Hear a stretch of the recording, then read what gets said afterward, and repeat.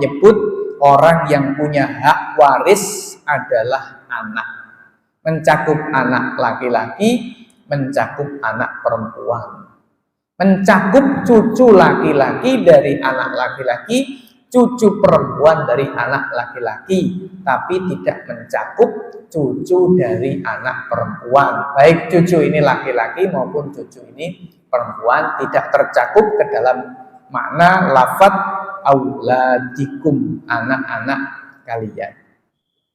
Assalamualaikum warahmatullahi wabarakatuh. Alhamdulillahi rabbil alamin. Wabihi nasta'inu ala umuri dunya waddin. Wassalatu wassalamu ala ashrafil anbiya'i wa sayyidil mursalin. Sayyidina wa maulana Muhammadin wa ala alihi wa ashabihi wattabi'ina lahum bi ihsanin ila yaumiddin. Amma ba'du. Kaum muslimin, jamaah Bapak Ibu yang saya hormati rahimakumullah. Alhamdulillah, puji dan syukur kehadirat Allah Subhanahu wa taala.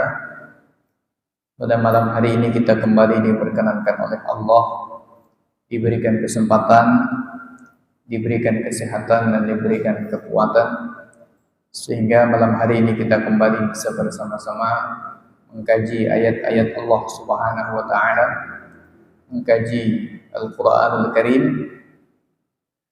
Malam hari ini insyaallah kita lanjutkan tafsir Quran surat An-Nisa, masuk pada ayat yang ke-10. A'udzu billahi minasy syaithanir rajim. Bismillahirrahmanirrahim. Innal ladzina ya'kuluna amwalal yatama zulman innama ya'kuluna fi butunihim nara wa sayaslawna sa'ira. Yusikumullahu fi أولادكم للذكر مثل حظ الأنثيين فإن كن نساء فوق اثنتين فلهن ثلثا ما ترك وإن كانت واحدة فلها النصف ولأبويه لكل واحد منهما السدس مما ترك إن كان له ولد فإن لم يكن له ولد وورثه أبواه فلأمه الثلث فإن كان له إخوة فلأمه السدس من بعد وصية يوصي بها أو دين. آباؤكم وأبناؤكم لا تدرون أيهم أقرب لكم نفعا فريضة من الله إن الله كان عليما حكيما.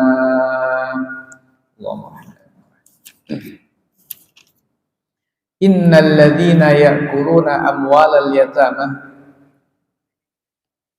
sesungguhnya orang-orang yang memakan, artinya memanfaatkan, menggunakan tanpa hak. Innal ladzina ya'kuluna, sesungguhnya orang-orang yang makan, yakni memanfaatkan atau menggunakan amwalal yatama, hartanya anak-anak yatim, zulman, secara zolim, artinya secara zolim, bi ghairi haqqin, tanpa hak, tanpa dasar yang dibenarkan di dalam syariat Allah Subhanahu wa taala. Innama ya'kuluna fi butunihim nara, semata-mata mereka itu memakan fi butunihim, di dalam perut mereka, naron, api, wa sayaslawna sa'ira, dan mereka akan masuk ke dalam neraka sa'ir. Kaum muslimin jamaah, Bapak Ibu yang saya hormati rahimakumullah. Sebelum Allah Subhanahu wa taala melanjutkan kembali tentang pembagian harta warisan, di mana ayat sebelumnya, yaitu ayat yang ke-7 kemudian ke-8, Allah Subhanahu wa taala menjelaskan tentang beberapa hal yang kemarin kita sampaikan sebagai sebuah muqaddimah, sebagai sebuah pendahuluan untuk pembagian harta waris. Nah, sebelum Allah Subhanahu wa taala melanjutkan berkaitan dengan masalah pembagian harta warisan, Allah Subhanahu wa taala kembali mengulangi larangannya, peringatannya berkaitan dengan memanfaatkan atau menggunakan atau memakan hartanya anak yatim tanpa hak yang dibenarkan, tanpa alasan yang dibenarkan secara syariat Allah Subhanahu wa taala. Nah, di dalam ayat ini Allah Subhanahu wa taala menjelaskan sesungguhnya orang-orang yang makan hartanya anak yatim secara zalim. Sering kita sampaikan bahwa yang dimaksud dengan makan di sini bukanlah dalam arti memasukkan sesuatu ke dalam mulut.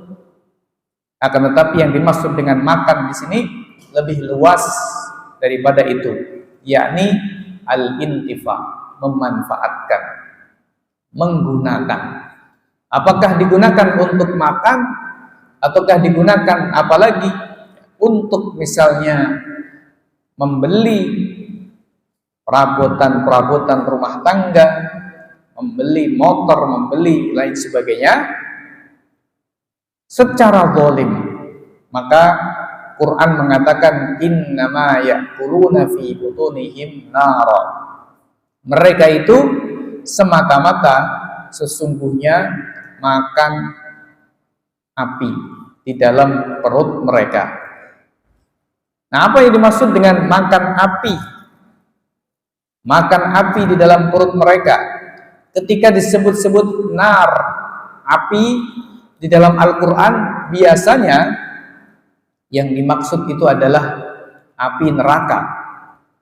Kalau dimaknai demikian, berarti maknanya mereka memakan sesuatu, yakni harta, memanfaatkan sesuatu, yakni harta, yang mana dengan sebab memakan atau memanfaatkan sesuatu ini mereka akan masuk ke dalam api neraka Allah Subhanahu wa taala.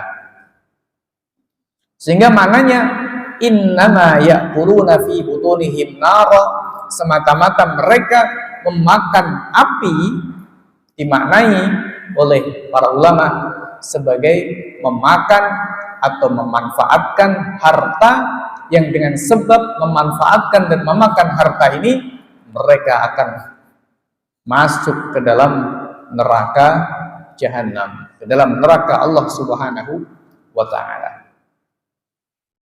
Nah, kalau dimaknai demikian berarti firman Allah Subhanahu wa taala wasayaslawna sa'ira, dan mereka akan masuk ke dalam neraka sa'ir, ini sebagai penguat, sebagai penjelas, sebagai penegas bahwa mereka benar-benar akan masuk ke dalam neraka Allah Subhanahu wa taala. Kaum muslimin jamaah, Bapak Ibu yang saya hormati rahimakumullah. Sebagian ahli tafsir mengartikan naron, api, di dalam ayat innama ya'kuluna fi butunihim nara bukan bermakna api neraka. Jadi bukan bermakna api neraka, sehingga tidak dimaknai bahwa sesungguhnya orang-orang yang memakan atau memanfaatkan harta anak yatim semata-mata mereka memakan atau memanfaatkan harta yang akan mengantarkan mereka ke dalam neraka. Tidak dimaknai demikian, tetapi dimaknai sesungguhnya orang-orang yang makan hartanya anak yatim atau memanfaatkan hartanya anak yatim secara zalim, semata-mata mereka memasukkan ke dalam perut mereka sesuatu yang akan merusak mereka, akan merusak perut mereka, akan merusak diri mereka. Sehingga api di sini maknanya adalah sesuatu yang membahayakan. Kita tahu bahwa api ini sesuatu yang membahayakan tentunya. Sehingga kalau kita maknai innama ya'kuluna fi butunihim nara, semata-mata mereka itu memasukkan api, yakni memasukkan perkara yang sangat berbahaya di dalam perut mereka, maknanya adalah bahwa orang-orang yang memakan hartanya anak yatim atau memanfaatkan hartanya anak yatim akan mendapatkan musibah, akan mendapatkan malapetaka pada diri mereka ataupun harta mereka di dunia sebelum di akhirat. Jadi maknanya ada ancaman yang besar dari Allah Subhanahu wa taala bagi mereka yang memakan atau memanfaatkan hartanya anak yatim tanpa hak, bahwa di dunia mereka akan mendapatkan musibah, akan mendapatkan malapetaka yang akan memporak-porandakan kehidupan mereka di dunia sebelum di akhirat. Dan terus di akhirat bagaimana? Wasayaslauna sa'ira, dan untuk di akhirat mereka akan masuk ke dalam neraka sa'ir, yaitu neraka yang sangat panas sekali yang membakar. Kaum muslimin jamaah, Bapak Ibu yang saya hormati rahimakumullah. Sehingga dari ayat yang ke-10 dari Quran surat An-Nisa ini jelas bahwa segala tindakan, segala perbuatan, apakah itu makan ataukah itu memanfaatkan terhadap hartanya anak yatim dengan cara yang tidak dibenarkan oleh Allah Subhanahu wa taala, diancam oleh Allah fid dunya wal akhirah, diancam oleh Allah di dunia dan juga di akhirat. Di dunia diancam oleh Allah Subhanahu wa taala akan mengakibatkan kehidupannya ditimpa musibah dan malapetaka. Di akhirat diancam oleh Allah Subhanahu wa taala akan masuk ke dalam neraka sa'ir. Na'udzubillah min dzalik.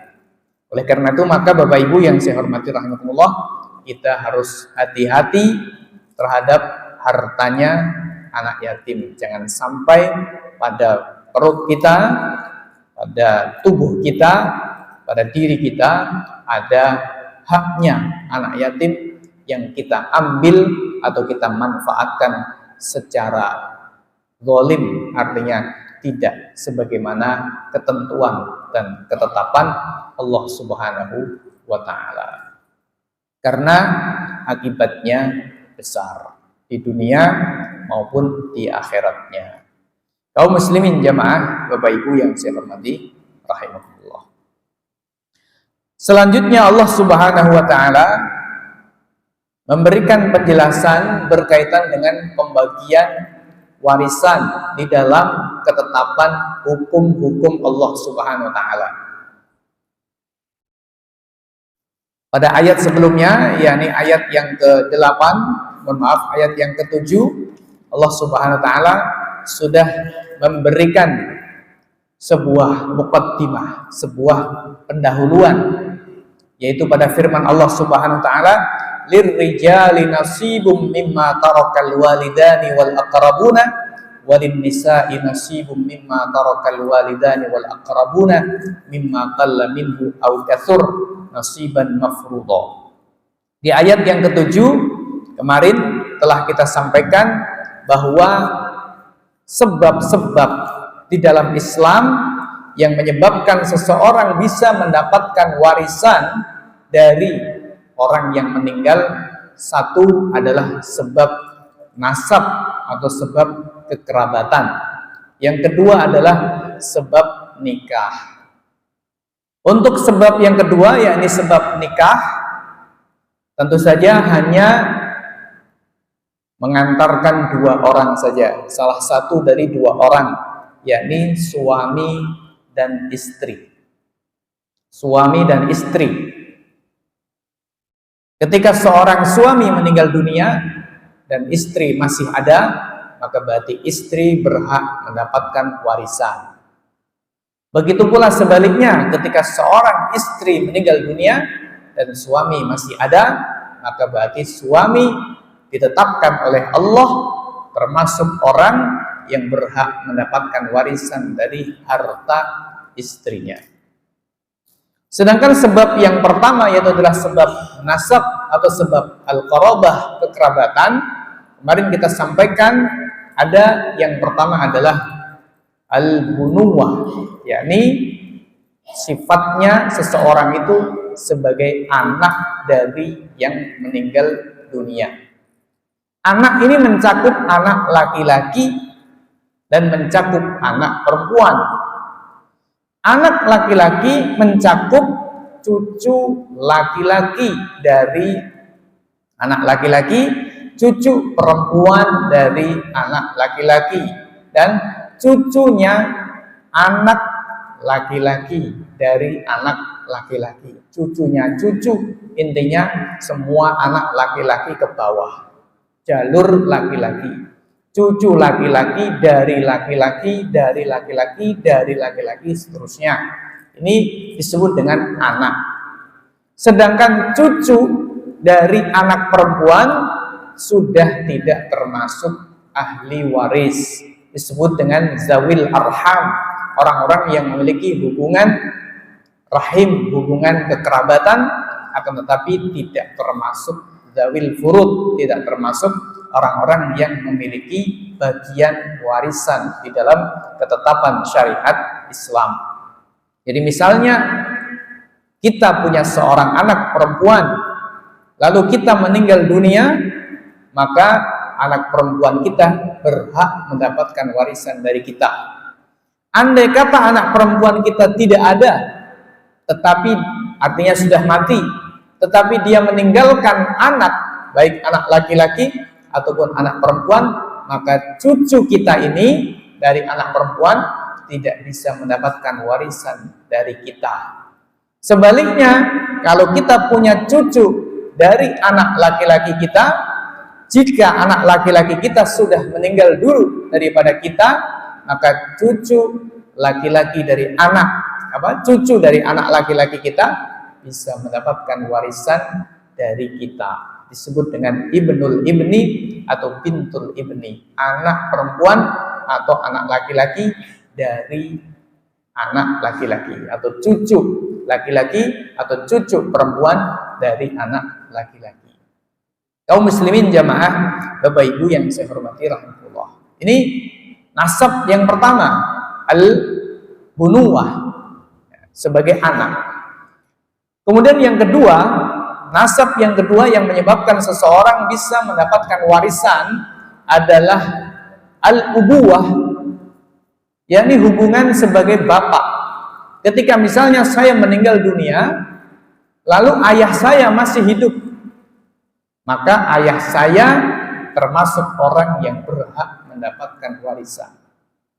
Andai kata ayah saya tidak ada, alias sudah meninggal dulu, tapi kakek saya dari ayah, jad al-jad, yakni abul ab, bapaknya bapak saya masih ada, maka dia termasuk orang yang bisa mendapatkan warisan dari saya. Andai kata bapak saya tidak ada, kakek saya tidak ada, tapi buyut dari bapak, buyut dari jalur laki-laki masih ada, maka dia juga termasuk orang yang berhak mendapatkan warisan dari saya. Ini disebut dengan al-ubuwah, hubungan sebagai bapak. Jadi andai kata seseorang itu memiliki wujud atau canggah atau wareng atau apa namanya dalam bahasa Jawa, dia meninggal dunia, tidak ada bapaknya, tidak ada kakeknya, tidak ada buyutnya, adanya wareng misalnya, maka wareng itu bisa menggantikan posisi bapaknya. Ini al-ubuwah. Yang ketiga adalah al-umumah, hubungan ibu. Maknanya dia sebagai ibu. Ketika kita meninggal dunia, lalu ibu kita masih ada, umpamanya ibu kita masih ada, maka ibu kita termasuk orang yang berhak untuk mendapatkan warisan dari kita. Kalau tidak ada ibu kita, adanya adalah ibunya ibu kita, disebut dengan jaddah, yakni ummul ibunya ibu kita, maka dia juga bisa mewaris dari kita. Andai kata ibu tidak ada, nenek dari ibu tidak ada, adanya adalah buyut dari ibu, maka dia juga bisa mewaris dari kita. Ini jalur yang ketiga dari jalur nasab, yaitu ibu. Yang ketiga, jalur nasab adalah al-ukhuwah, saudara. Saudara ini siapa? Saudara ini artinya adalah seseorang, baik laki-laki maupun perempuan, yang bapaknya atau ibunya sama dengan bapak kita atau sama dengan ibu kita. Jadi berarti ada saudara seayah seibu, ada saudara seayah saja, ada saudara seibu saja. Ini kalau dalam masyarakat yang mentradisikan poligami akan terjadi banyak seperti ini. Saudara seayah, saudara seibu, saudara seayah saja, saudara seibu saja. Itu kalau orang melakukan poligami akan terjadi seperti ini. Nah, kalau sekarang ini jarang ada saudara seibu saja atau seayah saja, ini jarang. Karena jarang ada poligami. Nah, kaum muslimin jamaah, Bapak Ibu yang saya hormati rahmatullah. Jadi jalur yang keempat atau sebab yang keempat dari sebab nasab adalah al-ukhuwah, saudara. Saudara laki-laki atau saudara perempuan, yakni seorang laki-laki atau seorang perempuan yang bapaknya dan atau ibunya dan atau salah satunya adalah bapak atau ibu kita, sama dengan bapak atau ibu kita. Jadi misalnya kita meninggal dunia, lalu kita punya saudara laki-laki atau punya saudara perempuan seayah seibu alias sekandung, maka dia termasuk orang yang bisa mendapatkan warisan dari kita. Bisa ini belum tentu, karena nanti ada konsep namanya al-hujub atau terhalang oleh orang yang lebih dekat. Misalnya saya meninggal dunia, saya punya saudara, tapi saya juga punya istri, saya juga punya anak laki-laki dan juga anak perempuan, maka saudara saya tidak bisa mewaris dari saya, bukan karena tidak ada hubungan, tapi karena terhalang oleh orang yang lebih kuat, yaitu adalah anak saya, anak laki-laki saya. Kaum muslimin jamaah, Bapak Ibu yang saya hormati rahimakumullah. Kemudian yang kelima adalah hubungan al-umumah. Al-umumah yaitu apa? Hubungan paman. Paman saja. Paman ini berarti laki-laki. Siapa yang dimaksud dengan paman? Yaitu seorang laki-laki yang bapak dia sama dengan bapaknya bapak kita. Paman itu adalah seorang laki-laki yang bapak dia sama dengan bapaknya kita, alias bapak dia adalah kakek kita dari bapak kita. Itu disebut dengan paman. Saya punya ayah, ayah saya punya kakak laki-laki, bapaknya sama, maka berarti kakaknya ayah saya ini adalah paman saya. Kalau saya meninggal, paman saya bisa mewaris saya. Tentu jika tidak ada orang yang menghalanginya, yakni orang yang lebih dekat hubungannya dengan saya. Misalnya ada anak-anak saya, maka otomatis mereka tereliminasi, tidak bisa mendapatkan warisan dari saya, bukan karena tidak ada hubungan, tetapi karena ada orang yang lebih dekat. Termasuk yang bisa mendapatkan warisan dari jalur al-umumah ini, paman ini adalah siapa? Ibnul Am, anak laki-laki dari paman. Jadi sepupu laki-laki saya. Saya meninggal, tidak ada ahli waris yang lebih dekat, tapi ada sepupu saya. Maka sepupu saya laki-laki, khusus laki-laki, dia bisa mewaris saya. Jadi kalau khu'ulah ini artinya seorang laki-laki yang bapaknya sama dengan bapaknya ibu kita, namanya khu'ulah. Jadi seorang laki-laki yang bapaknya sama dengan bapaknya ibu kita, maka dia tidak bisa mewaris dari kita karena hubungannya perempuan. Begitu pula seorang perempuan yang bapaknya sama dengan bapaknya bapak kita, alias bapaknya dia adalah mbah kita, tapi dia perempuan, dia tidak bisa mewaris dari kita. Ini 5 jalur nasab, ditambah tadi 1, yaitu hubungan pernikahan. Kaum muslimin jamaah, Bapak Ibu yang saya hormati rahmatullah. Yang perlu saya garis bawahi dalam kesempatan ini bahwa adanya bapak, adanya kemudian paman, adanya kakek ke atas ya laki-laki, kemudian adanya sepupu, itu bila mana terjadi pernikahan. Artinya kalau tidak ada pernikahan tentu semua itu tidak ada. Dengan demikian seorang yang lahir dari hubungan badan yang tidak sah secara Islam alias zina. Misalnya ada seorang anak baik laki-laki maupun perempuan, dia lahir dari hubungan zina, maka dia tidak bisa, si anak ini tidak bisa mewaris dari bapak biologisnya karena dia tidak sebagai anak yang sah. Dia tidak bisa mewaris dari kakeknya, yakni kakek biologisnya.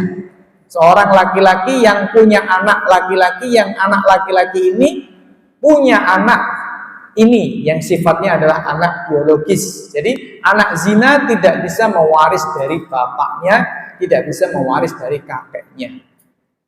Tidak juga bisa mewaris dari pamannya, yakni tidak bisa mewaris dari saudara laki-laki ayah biologisnya. Karena terputus di sini nasabnya. Begitu pula tidak bisa mewaris dari saudara laki-lakinya atau saudara perempuannya yang hanya seayah saja. Misalnya ada seorang laki-laki berzina, dia punya istri, lalu istri dari istri pertama ini dia punya anak-anak laki-laki ataupun perempuan. Terus laki-laki ini berzina dengan seorang wanita, sebut saja namanya A. Dari rahimnya A ini laki-laki ini punya anak biologis, sebut saja namanya B.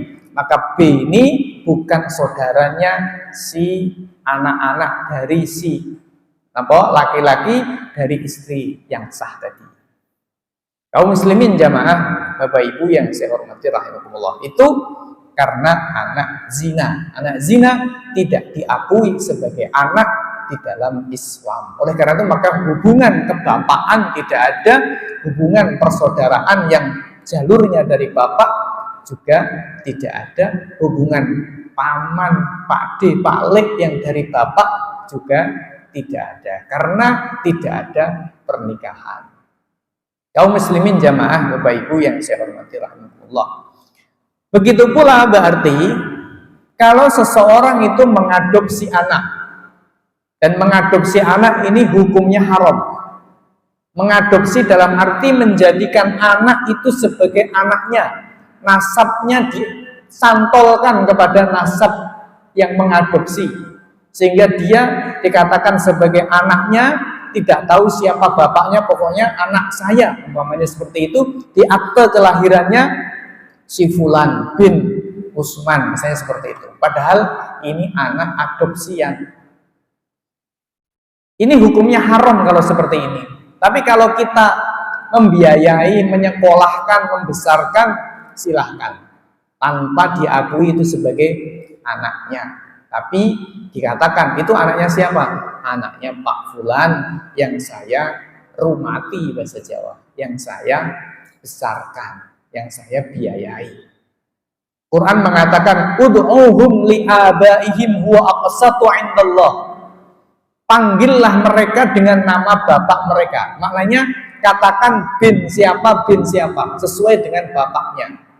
Sebab orang yang mengaku tidak kepada ayahnya ini termasuk dilaknat oleh Allah, dilaknat oleh Rasulnya. Kita mengaku-ngaku sebagai keturunannya Fulan bin Fulan bin Fulan, si A si B, tapi kita bukan, itu dilaknat. Misalnya saya mengaku keturunan Rasul Muhammad SAW, padahal saya bukan, maka saya terlaknat. Saya mengaku keturunan Raja Brawijaya misalnya, maka kalau saya bukan, maka terlaknat. Jadi tidak boleh mengaku kepada selain ayahnya. Manidda'a ila ghairi abi, siapa yang mengaku-ngaku tidak kepada ayahnya sendiri, maka hukumnya haram, dosa, ya, termasuk bahkan dilaknat oleh Allah Subhanahu wa ta'ala. Oleh karena itu maka tabani, mengadopsi anak yang kemudian anak ini dijadikan sebagai anaknya, seperti anaknya, seolah kemudian jadi mahramnya, kemudian bisa mewaris dan seterusnya, ini tidak ada di dalam Islam, sudah dibatalkan oleh Islam sejak awal Islam. Kaum muslimin jamaah, Bapak Ibu yang saya hormati rahmatullah. Oleh karena itu kalau misalnya seseorang itu punya anak adopsian, artinya anak yang dirawat dan itu anaknya orang, bukan anaknya dia, maka anak tersebut tidak bisa mendapatkan warisan karena bukan anak. Sebab yang namanya anak adalah orang yang kalau andai kata kita tidak ada, maka dia tidak akan lahir. Itu namanya anak kita. Kaum muslimin jamaah, Bapak Ibu yang saya hormati rahimahullah. Nah, sekarang kita masuk kepada ayat yang ke-11. Setelah kita jelaskan 5 jalur tadi plus 1, yaitu totalnya jadi 6, tambah pernikahan tadi. Allah Subhanahu wa ta'ala dalam ayat yang ke-11 mengatakan yusikumullahu fi auladikum. Yusikum, Allah berwasiat kepada kalian, berpesan kepada kalian. Yusikumullahu, Allah berpesan atau berwasiat kepada kalian fi auladikum, pada anak-anak kalian.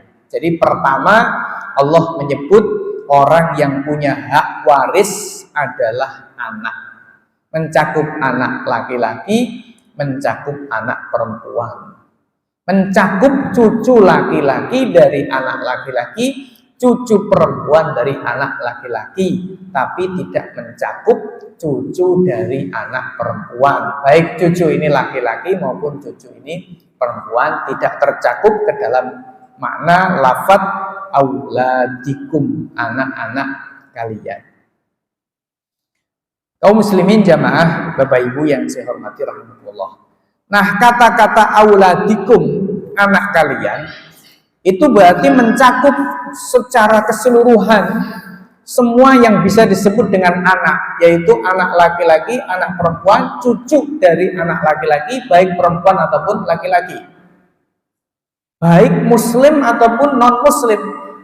Begitu maknanya menurut makna dari ayat ini. Tetapi berdasarkan ijma' ulama, berdasarkan hadis-hadis Nabi Shallallahu Alaihi Wasallam, anak yang beda agama dari bapaknya tidak bisa mewaris.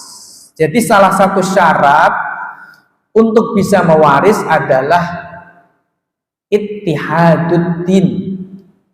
Salah satu sebab yang menyebabkan tidak bisa mewaris adalah ikhtilafuddin. Jadi syarat bisa mewaris adalah ittihaduddin, punya kesamaan agama. Salah satu penyebab putusnya hubungan warisan adalah ikhtilafuddin, perbedaan agama.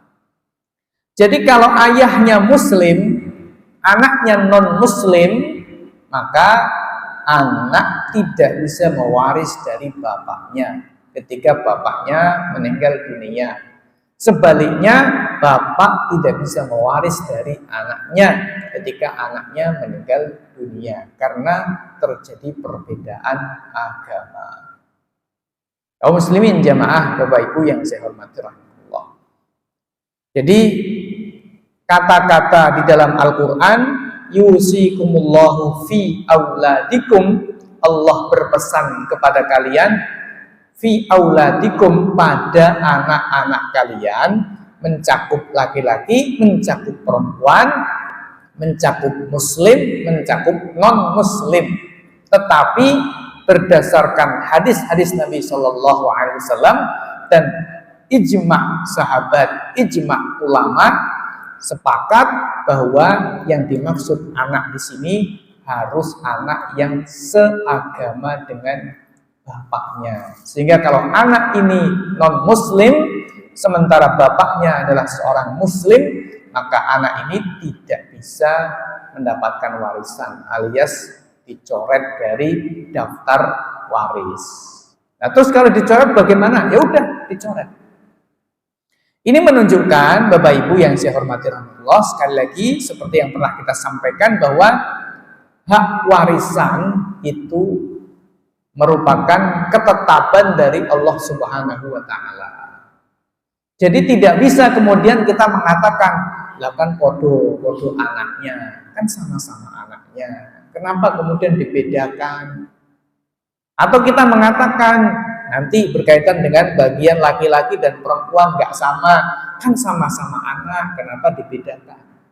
Maka jawabannya Allah yang mengatur. Karena al-malu lillah, harta itu hartanya Allah. Sehingga bagaimana caranya Allah mendistribusikan harta, membagikan harta kepada hamba-hambanya, ya terserah Allah siapa yang diberi dan siapa yang tidak diberi, siapa yang diberi lebih besar, siapa yang diberi tidak lebih besar, terserah Allah Subhanahu wa taala. Namanya saja Allah mengatakan yusikum, Allah berwasiat. Berwasiat itu mananya mewanti-wanti, berpesan, pokoknya bahasa Jawa ya begitu kudu ini. Itu namanya berwasiat.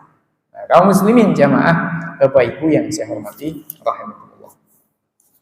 Yusikumullahu fi auladikum lidzakari mithlu hadzil unthayain.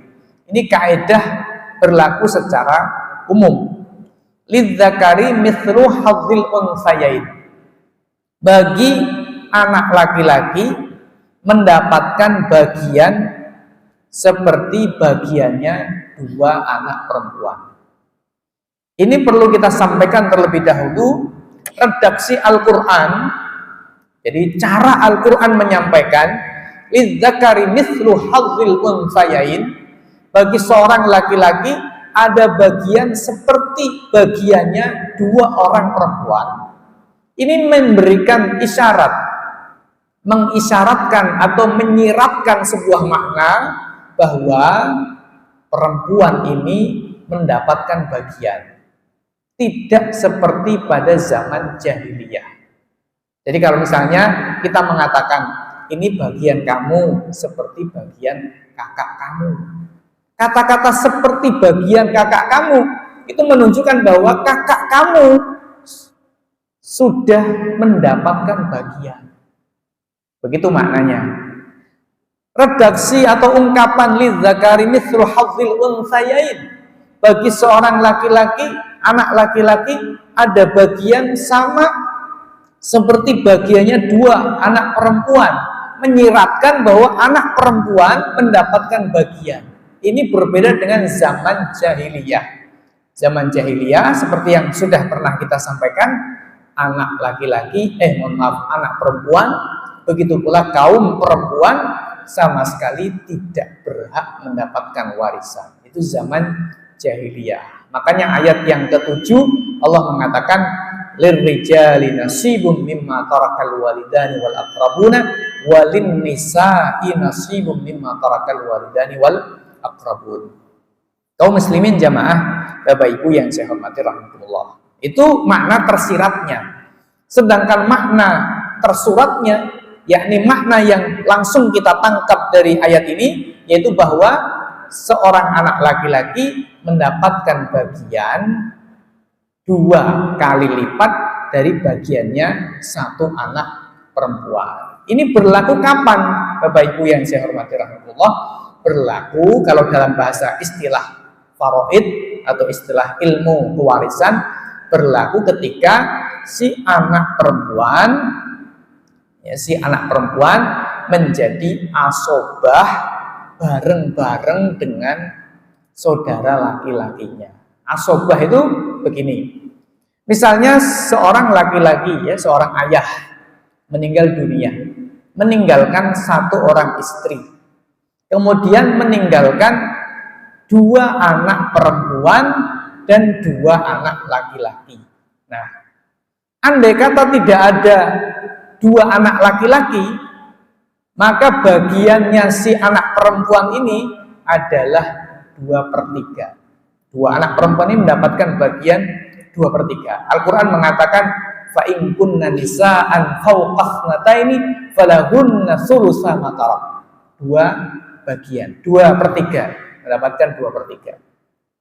Tapi karena dia bareng-bareng dengan saudara laki-lakinya, 2 laki-laki tadi atau 1 laki-laki juga boleh, bareng dengan saudara laki-lakinya, maka anak perempuan ini tidak bisa mendapatkan 2/3 warisan, tapi dia bareng-bareng mendapatkan warisan bersama-sama dengan saudara laki-lakinya dengan cara asobah. Asobah itu bagian sisa.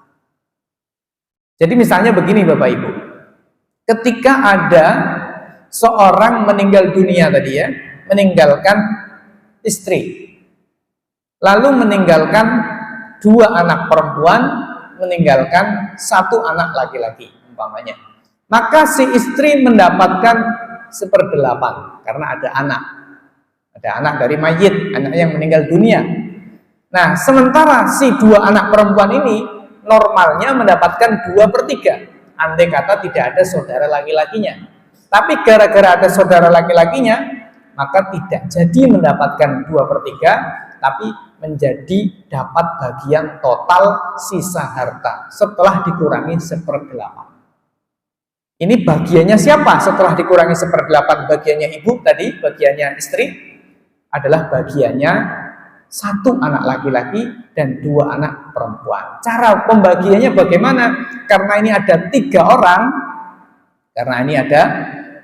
orang, maka cara pembagiannya, kaidahnya adalah 1 laki-laki berbanding dengan 2 orang perempuan. Jadi, kaum muslimin jamaah Bapak Ibu yang saya hormati rahmatullah, sisa harta tadi bukan dibagi menjadi 3, tetapi dibagi menjadi 4. 2 bagian untuk laki-laki, 1 bagian untuk saudara perempuan yang pertama, 1 bagian untuk saudara perempuan yang kedua. Ini disebut dengan lidzakari mithlu hadzil untsayain. Andai kata sisanya itu 200, maka berarti 100 untuk laki-laki, 50 untuk saudara perempuan, 50 sisanya lagi untuk saudara perempuan yang kedua. Demikian Bapak Ibu yang saya hormati rahmatullah yang bisa kita sampaikan pada kesempatan malam hari ini. Insyaallah kita lanjutkan pada kesempatan yang akan datang. Kurang lebihnya saya mohon maaf yang sebesar-besarnya. Kita akhiri subhanakallahumma bihamdika asyhadu an la ilaha illa anta astaghfiruka wa atubu ilaik. Assalamualaikum warahmatullahi wabarakatuh.